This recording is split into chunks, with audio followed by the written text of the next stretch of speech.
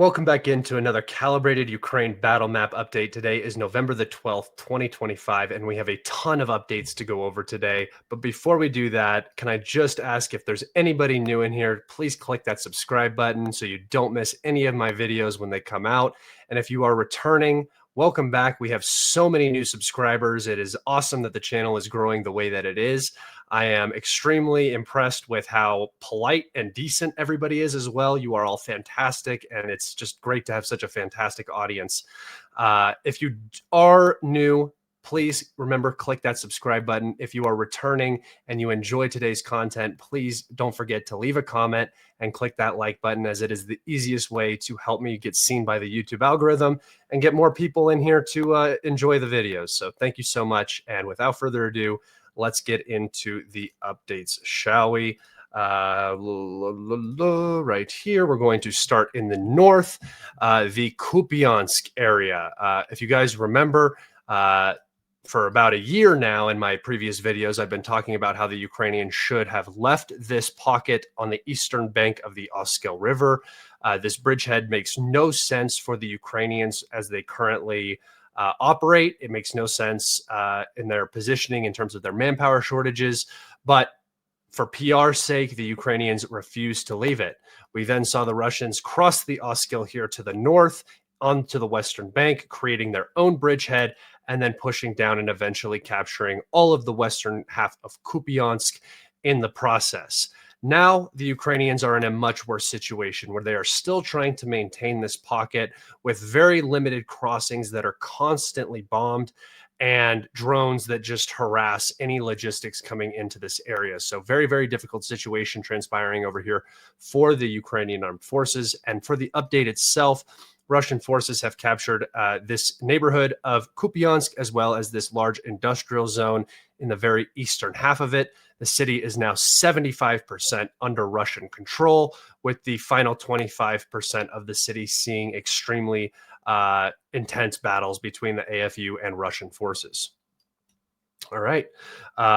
Just so you guys have some clarity as to what the battlefield looks like right now, I think it's very important. And as you can tell by the title of my video, there is a dense fog. There is inclement weather right now in Ukraine, and this supports both sides' efforts of advancing or withdrawing, or whatever situation might transpire. The FPV environment in Ukraine is so deadly and dense that it makes basic movement very difficult and costly. Casualties occur regularly. And so when the fog rolls in and the FPV drones have a very difficult time seeing, operating, same goes for reconnaissance drones, Mavericks, stuff like this, a small drones for observation, cannot operate particularly well in the thick fog and in rain or snow or whatever. So the Russians always take advantage of this and move. And that's why the title and the thumbnail is breakthroughs in the fog, because there are multiple advances happening across the front right now. And I believe that they are much more serious than they appear. We just don't have the full picture because of how heavy the fog of war is on the battle. Literally, not a figurative fog of war like is usually referenced, but a literal fog that is hanging over this area. So just so you guys get a reference point for this, I'm going to take you over to my Twitter. You can see Russian forces entering into Pokrovsk on light vehicles and motorcycles, infantry duty, watching for FPV drones, and orchestrating, managing the Russian entry into the city of Pokrovsk. But what I want you to specifically focus on is the lack of visibility. This fog is so dense that visibility is no more than a quarter mile at best, right? Probably less than that realistically. So just in terms of what we're seeing on the battlefield, that's pretty much across the board. Very thick fog, low clouds, bad weather for drones to operate in. So just keep that in mind when you're taking a look at these advances. a very important advance here in the Lyman direction. Russian forces have advanced through the forestries north of Yorova. This is bad news for Ukraine because forests are generally easier for the Russians to move through. We see that in different areas across the map. Once they hit a forested area, they usually quickly take it over, with the exception being the forest south of Kremenna.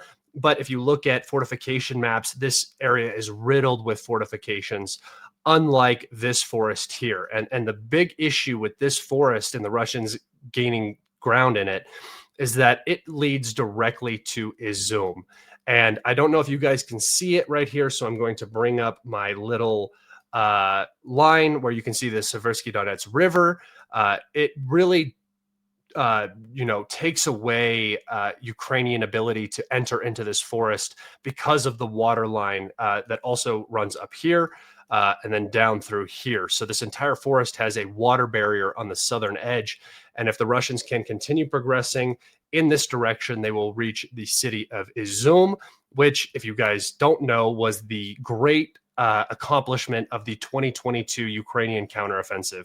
Recapturing this area was so detrimental to the Russian position here in the north. And now we're seeing the Russians push back in that exact direction as is required. If the Russians are able to reach Izum, they will cut the highway that leads to the backside of Slavyansk, making logistics more difficult to this entire area. And with any sort of advance here in this region up towards these highways, we could see the Slavyansk-Kramatorsk line be put into an encirclement very quickly. Okay, moving to the east of Lyman, Russian forces have made a small advance in the estuary area between Yampel and Donivka. This is not really a very significant or important advance. It's just kind of an advance through swamps, but it did occur.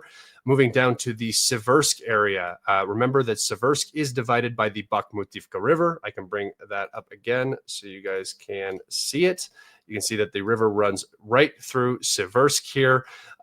We did get reports from Russian sources that there is going to be some big news about Siversk. I imagine the Russians are basically going to enter this portion of the city right here.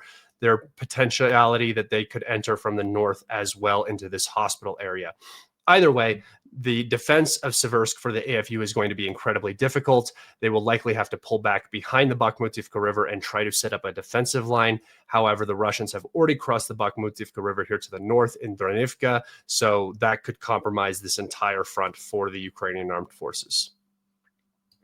Moving south to Markove, which is on the Chasev Yar front, Russian forces have made a slight advance north in the direction of Markove.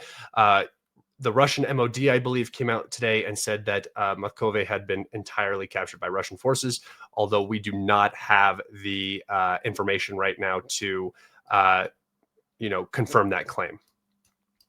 All right. Southeast of Konstantinivka, Russian forces have advanced along the railway and have been geolocated in this area right here. They have also captured the fields here north of Ivanopila and have advanced inside of the village itself. This is very, very important because throughout this war, we've never really seen the Russians directly enter a city through a frontal attack like this. Bakhmutivka, Avdiivka, Pokrovsk, these cities, we saw the Russians advance on the north and capturing, if it was Konstantinivka, capturing the villages of Stinky and Azivka, and then down over here, Mykolepila, which would eventually really restrict Ukrainian logistics, where then the Russians would enter. Due to the manpower shortages that the Ukrainians are facing, the Russians have just been able to directly advance into the city of Konstantinivka. The Battle of Konstantinivka is already happening and is going to pick up here over the winter for sure. So be watching this around Christmas time. I think the Russians will be in the city center by that time. Okay, moving down. This is an old update, but my map is broken here. So this blue is just Ukrainian-controlled territory, but that is an old update that we have already talked about. Moving down to the Pokrovsk-Minharad front, the Minharad encirclement is still ongoing. Russian forces on the southern end have captured the villages of Lizivka and Sukiyar. These two villages have been on the front line for about 13 months. They are very, very, very strong fortified areas that the Ukrainians are only losing now because of how poor logistics is to the bottom section of this front. But this has been a bulwark for the Ukrainians. It has held fanatically for the entirety of the battle. This was the very first part of the front that was hit after the Russians captured Novohradivka. Then they advanced to the south and advanced all the way down here. So all of this has been captured since then. But this has been, like I said, a bulwark, a fortress for the Ukrainians. It has now fallen. The encirclement has gotten smaller. On the eastern end of Minhrad, Russian forces continue to advance into the city, further closing the encirclement. On the eastern edge of Minhrad, Russian forces have almost captured the entire village of Rivny. And then here at the northern end of Pokrovsk, Russian forces have just slightly advanced out, further bottlenecking this encirclement and making escape basically impossible. If you watch my previous video, you would have seen that Ukrainians have been surrendering now in the city. The Russians gave them an ultimatum. That ultimatum has expired. And we've seen dozens of Fab 300s and Fab 1500s being dropped on this locality, really reducing the Ukrainian garrison in this area. Okay, moving down to the Dnipropetrovsk Donetsk Oblast border area here. Russian forces have advanced out of Moldatske into Novopirhorne.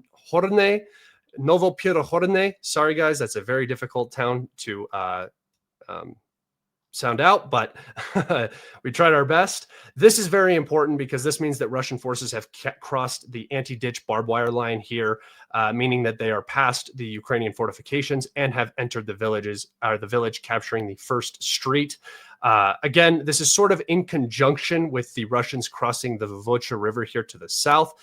Just so I can get this update out of the way, Russian forces have advanced into Novopavlivka further from the south, and have crossed the Selena River here into the western half of Novopavlivka. This puts this giant area into a very difficult situation. There is the Selena River that runs up here, so this is already becoming a tactical encirclement that the Russians will eventually push out. But what's more important is the fact that the Russians are now almost to the road south of Mazova, which will just compromise this very strong Ukrainian line here.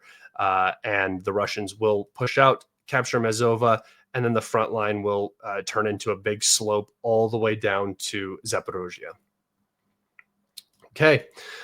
The final bit of updates here, guys, that I'm going to talk about today is the advances that we are seeing in the southern Dnipropetrovsk, southeastern Dnipropetrovsk region, and the Zaporozhye region, where Russian forces have I don't know how else to explain it other than a breakthrough. So up here, Russian forces have entered the village of Orestopol, which is south of the Vuhledar River. Vuhledar River creates another geographical boundary here for the Russians. They have also advanced out of Oleksivka, capturing this unnamed little road village up here, single road, farm, a couple houses, nothing significant, probably doesn't even exist really, and have leveled the front from Novo Alexandrivka all the way up to Orestopol. So basically everything south of the Vuhledar is going to come under Russian control very quickly now, because it just is very difficult for the Ukrainians to logistically supply these small villages over the river.